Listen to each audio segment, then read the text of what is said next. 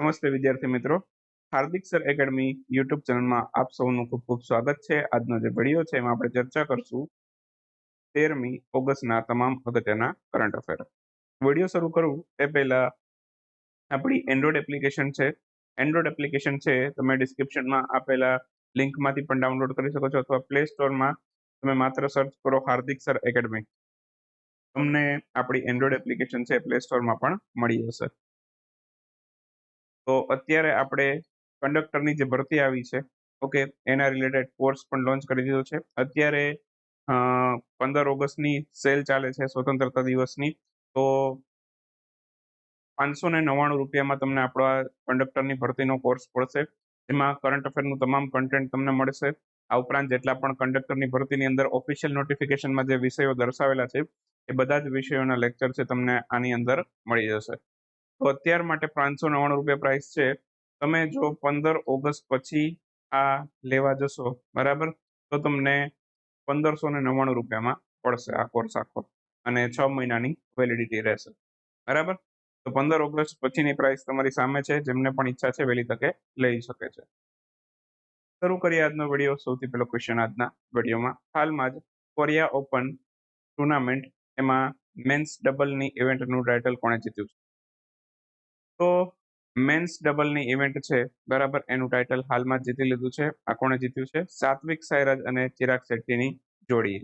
તો આ બંનેની જોડીએ ઘણા બધા ટાઇટલો મેળવ્યા છે। એક વિડીયોની અંદર તમને બધા ટાઇટલ કીધા હતા, તો લગભગ જુલાઈની ઈ બુકમાં મળી જશે અથવા તો ઓગસ્ટની જે ફર્સ્ટ વીકની ઈ બુક હતી, આ બેમાંથી એકની ઈ બુકની અંદર આપેલું છે।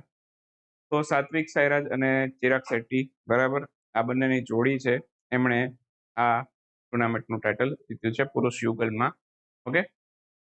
બાકી ફાઇનલમાં કોને હરાવ્યું અને કયા દેશના હતા? તો ફજર અલ્ફિયાન અને મોહમ્મદ રિયા અર્દિયાન્તો, આ બંનેને ફાઇનલમાં હરાવ્યું છે। આ ક્યાંના છે? તો કે ઇન્ડોનેશિયાના, બરાબર, એ પણ આપણે યાદ રાખીશું।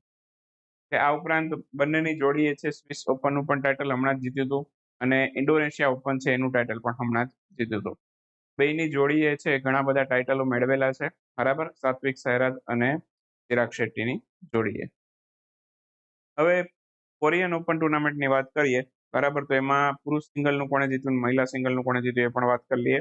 પુરુષ સિંગલનું જીત્યું એન્ડરસન આન્ટોસેને, એ ડેનમાર્કના ખેલાડી છે, અને મહિલા સિંગલનું જીત્યું આન્સે યંગે, એ સાઉથ કોરિયાના ખેલાડી છે। આટલા પોઈન્ટ આમાંથી યાદ રાખીશું। નેક્સ્ટ ક્વેશ્ચન છે, હાલમાં જ કયા દેશે ચંદ્ર પર લુના 25 નામનું મિશન લોન્ચ કર્યું છે?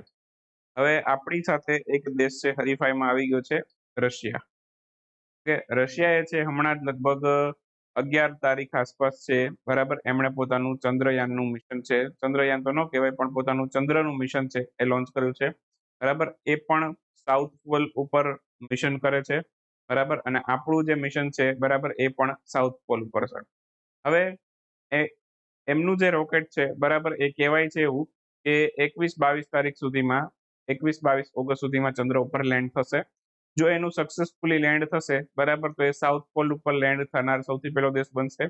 અને જો એનું નિષ્ફળ જશે, બરાબર, તો આપણું ક્યારે જવાનું છે? આપણું જશે 23 ઓગસ્ટ 2023 રોજ, એના 1 કે 2 દિવસ પછી આપણું લેન્ડ કરશે, બરાબર। અને જો આપણું સક્સેસફુલી લેન્ડ થઈ ગયું, લાસ્ટ ટાઈમ તો આપણું મિશન ફેલ થયું હતું, પણ જો આપણું સક્સેસફુલી લેન્ડ થઈ ગયું, બરાબર, તો આપણો દેશ સૌથી પહેલો બનશે, બરાબર, પહેલો અથવા તો બીજો। જો રશિયા પહેલા લેન્ડ કરાવી દે તો આપણો દેશ બીજો હશે, બરાબર, અને જો રશિયાનું મિશન ફેલ જાય અથવા તો ડિલે થાય, બરાબર, તો આપણો દેશ પહેલો થશે। ક્લિયર? તો રશિયા છે હરીફાઈમાં આવી ગયું છે આપણી સાથે। એમણે પોતાનું જે આ લુના 25 નામનું જે મિશન છે એ લોન્ચ કર્યું 11 ઓગસ્ટ 2023 રોજ। કયા રોકેટની મદદથી લોન્ચ કર્યું? તો કે સોયુઝ 2.1B રોકેટની મદદથી લોન્ચ કર્યું છે, ઓકે। ચંદ્રના સાઉથ પોલ ઉપરનું મિશન છે, સેમ આપણું ચંદ્રયાન મિશન છે, ચંદ્રયાન 3, બરાબર, તો એ પણ જે સાઉથ પોલ છે ચંદ્રનો, ત્યાં આપણે લેન્ડ કરાવવાનું છે। રશિયાનું મિશન છે કીધું એ પ્રમાણે 21-22 આસપાસ લેન્ડ થશે, ઓકે, અને આપણું છે, બરાબર, એ 23 ઓગસ્ટના રોજ લેન્ડ થશે। બાકી રશિયાએ છે ચંદ્ર ઉપર આપેલા કોઈ મિશન કરેલા છે? તો 100%। 1976માં છે રશિયાએ છે પોતાનું સૌથી પહેલું ચંદ્ર મિશન કર્યું હતું, અને ચંદ્ર ઉપર સક્સેસફુલી રોવરને લેન્ડ કરાવ્યું. તો અહીંયા વાત કરું તો અત્યાર સુધીમાં કયા કયા દેશોએ નોર્થ પોલ સાઉથ પોલ ની વાત નથી કરતા આપણે, જનરલી ચંદ્ર ઉપર કયા કયા દેશોએ પોતાના રોવર ઉતારેલા છે અથવા તો રોબોટ ઉતારેલા છે. તો અમેરિકાએ ઉતારેલો છે, ચીને પણ ઉતારેલો છે, અને રશિયાએ. ગણતરીના 3 દેશો છે કે જેને ચંદ્ર ઉપર પોતાના રોબોટ છે સક્સેસફુલી ઉતાર્યા છે.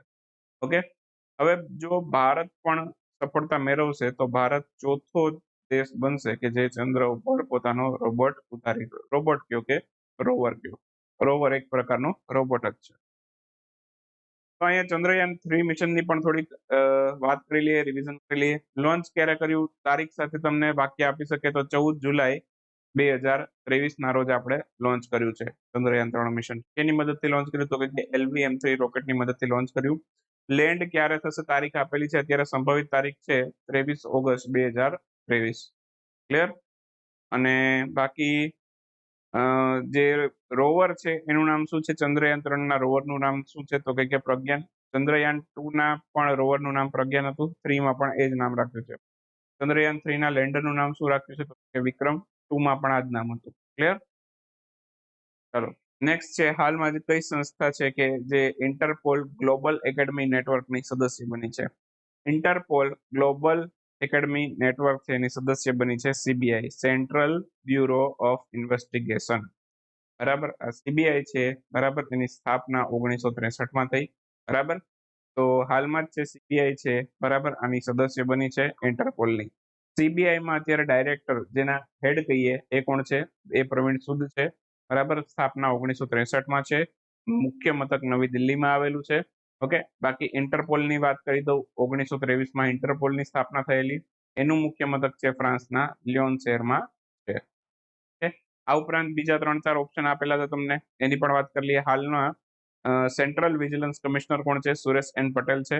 બરાબર, અને બાકી રો એટલે કે રિસર્ચ એનાલિસિસ વિંગ, એના વડા અથવા તો ચીફ કોણ છે અત્યારે, રવિસિંહના નવા જ બન્યા, જૂન મહિનામાં બન્યા છે, જૂન 2022માં. યાદ રાખીશું, અહીંથી ક્વેશ્ચન પૂછી શકાય. ઓકે, અને ઇન્ટેલિજન્સ બ્યુરો એના અત્યારે કોણ છે, ઇન્ટેલિજન્સ બ્યુરોના વડા છે ટપન રેખા. ઓકે, એને પણ યાદ રાખીશું.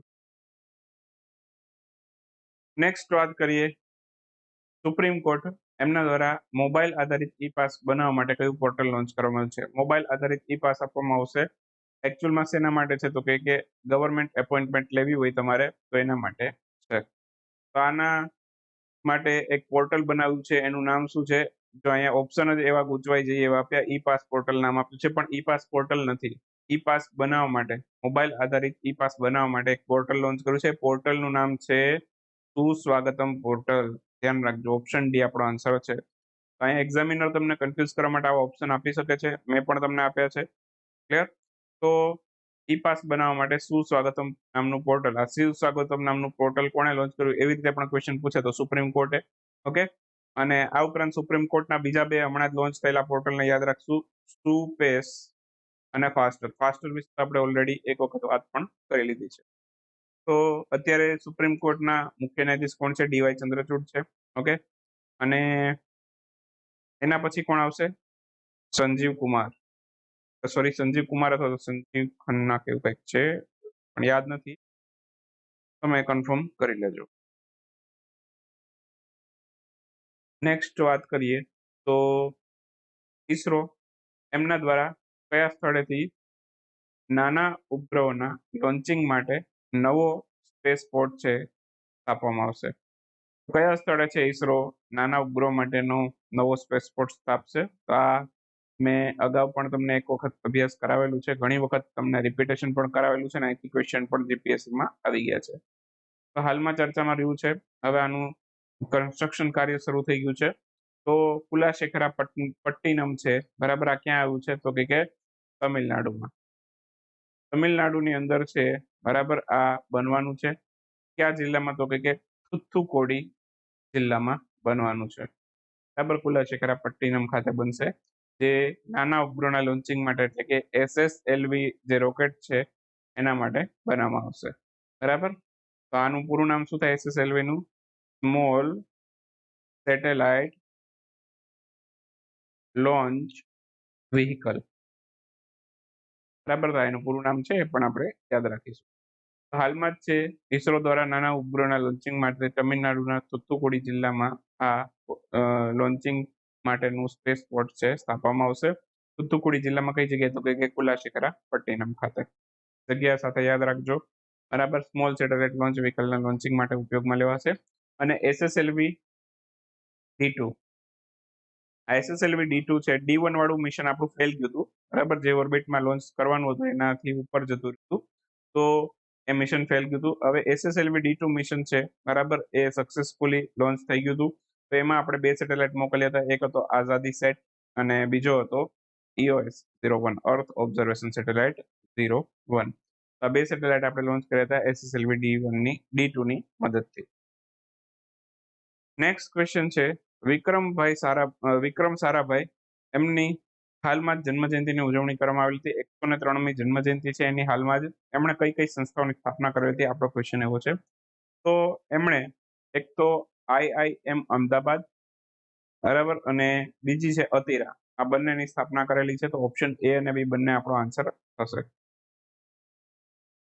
તો 12 ઓગસ્ટના રોજ એમની 103મી જન્મજયંતિ છે, બરાબર. એમણે આગગાડી બનાવેલી હતી કે જે આજે પણ વિક્રમ સારાભાઈ કમ્યુનિટી સેન્ટરમાં આવેલી છે. ગુજરાતીમાં એક આમના નામ ઉપર એક પાઠ પણ આવતો આગગાડી નામનો, બરાબર. તો એમાં પણ બધી માહિતી આપેલી હતી કે ભાઈ આ ટાઈપે એમણે આગગાડી બનાવી હતી, બરાબર. અને હાલની અંદર છે આ વિક્રમ સારાભાઈ કમ્યુનિટી સેન્ટર અમદાવાદમાં રાખેલી છે. ક્લિયર? તો 2 સંસ્થાઓની સ્થાપના કરી એમણે. નાનપણથી જ એમના ગુણો એવા હતા કે એ આગળ જતા વૈજ્ઞાનિક બને. ઓકે, અને Indian institute of management IIM Ahmedabad એમની સ્થાપના કરી. અટીરા, જેનું પૂરું નામ થાય Ahmedabad textile industry research association, એમની પણ એમણે સ્થાપના કરેલી. 1975માં એમણે ભારતીય ઉપગ્રહ આર્યભટ્ટને રશિયાની મદદથી છે, બરાબર, પૃથ્વીની કક્ષામાં લોન્ચ કર્યો હતો. તો જે આર્યભટ્ટ લોન્ચ થયો એમાં વિક્રમભાઈ સારાભાઈનો પણ ઘણો મહત્વનો ફાળો હતો 1975માં, બરાબર. આર્યભટ્ટ ઉપગ્રહ લોન્ચ કરવામાં એમનો ઘણો ફાળો હતો.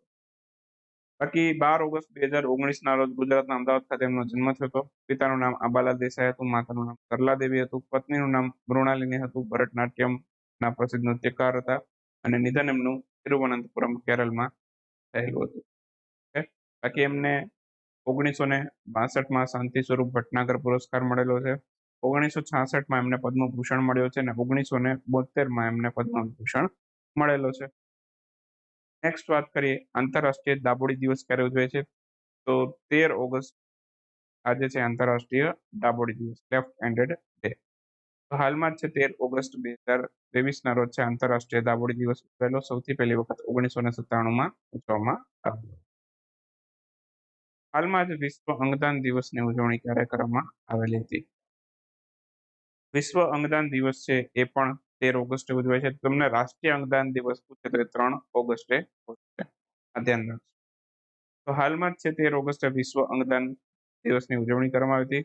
મૃત્યુ પામેલ વ્યક્તિ કે બ્રેન ડેડ વ્યક્તિ હોય, બરાબર, સ્વજનોમાં અંગોના દાન પ્રત્યે જાગૃતતા ફેલાવવા માટે આ દિવસ હોય છે. તો અંગદાનથી કોઈ વ્યક્તિ છે એનું આપણે જીવન બચાવી શકીએ કાં તો સુધારી શકીએ. ઓકે, અને આ વખતની 23મી થીમ શું છે? તો કે step up to volunteer, need more organ donor to fill the લખવું. ઓકે, તો આ એની થીમ છે. બાકી આવા જ થોડાક કન્ફ્યુઝન થાય એવા દિવસો છે. એક તો તમને રાષ્ટ્રીય અંગદાન દિવસ છે, બરાબર, તો એ 3 ઓગસ્ટે હોય છે. તમને વિશ્વ અંગદાન દિવસ છે તો એ 13 ઓગસ્ટે હોય છે, બરાબર. અને તમને વર્લ્ડ બ્લડ ડોનર ડે તો વિશ્વ રક્તદાન દિવસ છે તો એ ક્યારે હોય છે? એ 14 જૂન હોય છે. આ બધા થોડાક અગત્યના દિવસો છે જે તમે યાદ રાખી શકો. નેક્સ્ટ ક્વેશ્ચનની વાત કરીએ તો હાલમાં જ કેરળ રાજ્યની વિધાનસભાએ પોતાનું નામ બદલી અને કેરળમ કરવા માટેનો પ્રસ્તાવ પસાર કર્યો છે. ત્યાંના મુખ્યમંત્રી કોણ છે? મુખ્યમંત્રી છે પિનારાઈ વિજયન. પિનારાઈ વિજયન. અને ત્યાં રાજ્યપાલ કોણ છે અત્યારે?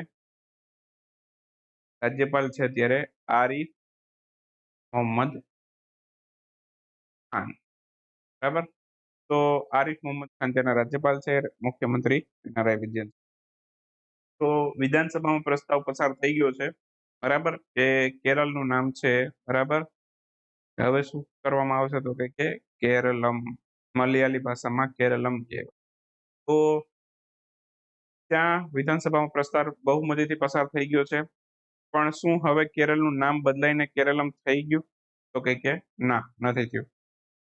ખાલી વિધાનસભાએ પ્રસ્તાવ મંજૂર કર્યો છે, હજી કેન્દ્ર સરકારની મંજૂરી બાકી છે. તો અત્યાર માટે નામ શું છે તો કે કેરળ છે. પણ હા, પ્રસ્તાવ પસાર થયો એટલે ન્યૂઝમાં છે. તો આપણે પ્રશ્નમાં એવું પૂછ્યું છે, બરાબર, કે કયા અનુચ્છેદની અંદર છે રાજ્યમાં નામ પરિવર્તન કરવાની જોગવાઈ કરેલી છે બંધારણમાં? તો બંધારણનો અનુચ્છેદ નંબર 3, આમાં રાજ્યના નામ સીમા ને એમાં પરિવર્તન કરવાની જોગવાઈ કરેલી છે. તો થોડીક વાત કરી લઈએ. હમણાં જ કેરળની વિધાનસભાએ પ્રસ્તાવ પસાર કર્યો કેરળનું નામ બદલી કેરલમ કરવા માટે.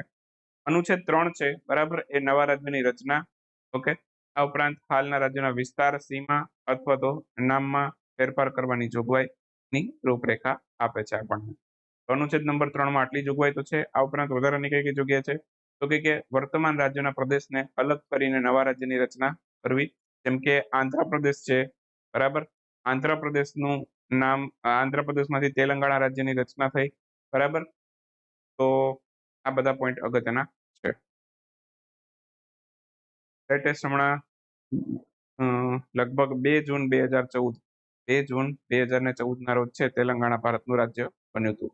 તો આંધ્રપ્રદેશમાંથી રાજ્ય બન્યું. તો આ બધી જોગવાઈઓ છે, બરાબર, એ અનુચ્છેદ 3 પ્રમાણે થાય છે. ક્લિયર? બાકી 2 થી વધુ રાજ્ય અથવા તો રાજ્યના મોટા ભાગોને એક કરીને નવું રાજ્ય બનાવવું, એટલે કે 2-3 રાજ્ય છે એને જોડીને એક રાજ્ય બનાવવું હોય તો એ બધી બાબતની જોગવાઈ પણ અનુચ્છેદ 3 માં કરેલી છે. પણ એવું લગભગ હજી સુધી નથી કર્યું. આપણે રાજ્યોને છૂટા પાડ્યા છે, પણ 2 રાજ્યોને ભેગા કરીને એક રાજ્ય નથી. નવા રાજ્યની રચના કરવા માટે હાલના રાજ્યમાં કોઈ પણ ભાગ સાથે પ્રદેશને જોડી દેવું. એટલે કે માની લો કે નવું રાજ્ય બનાવવું છે, તો કોઈ પ્રદેશ છે તો યુનિયન ટેરિટરી છે, તો એને જોડી દેવું કોઈ પણ રાજ્ય સાથે. અથવા તો કોઈ માની લો કે કાલ સવારે પાકિસ્તાન જીતી લીધું આપણે, બરાબર, તો પાકિસ્તાનને ભારતમાં જોડી દેવું હોય તો ભારતના કોઈ પણ રાજ્ય સાથે જોડવું હોય તો એ અનુચ્છેદ 3 પ્રમાણે જોડી શકીએ. નેક્સ્ટ વાત કરીએ અગત્યના ઓનલાઈન ક્વેશ્ચનની. થોડાક અગત્યના ઓનલાઈન ક્વેશ્ચન જોઈ લઈએ.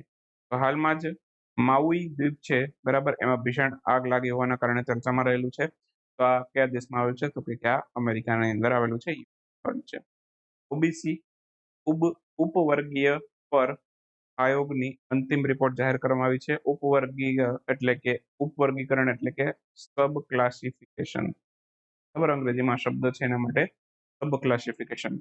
તો આની અંતિમ રિપોર્ટ છે આયોગે જાહેર કરી દીધી છે. કયો આયોગ છે આ તો કે જસ્ટિસ રોહિણી આયોગથી પણ તમે યાદ રાખી શકો છો. તો આખું નામ છે એનું જસ્ટિસ બોરલા રોહિણી આયોગ, આ એનું આખું નામ છે, બરાબર.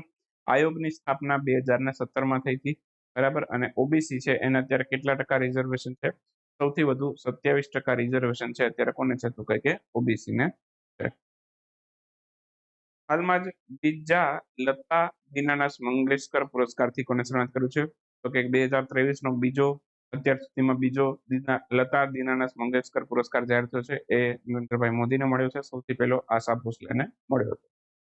હાલમાં જ 22-23 માટે ભારતમાં સૌથી વધુ નિકાસ કરનાર જિલ્લો કયો બન્યો છે? સૌથી વધુ નિકાસ કરનાર જિલ્લો બન્યો આપણો જામનગર, ગુજરાતનો જામનગર. હાલમાં જ કયા રાજ્યની સરકાર દ્વારા ઇન્દિરા ગાંધી મુફ્ત સ્માર્ટફોન યોજના શરૂ કરવામાં આવી? તો આ રાજસ્થાનની સરકારે શરૂ. તો આ સાથે આપણા આજના કરંટ અફેર પૂરા થાય છે, બરાબર. કાલે મળશું 14મી ઓગસ્ટના વિડીયોમાં. ત્યાં સુધી રજા લઈએ. આવજો, બાય બાય, ગુડ નાઇટ, શુભરાત્રી. Thank you for watching star education.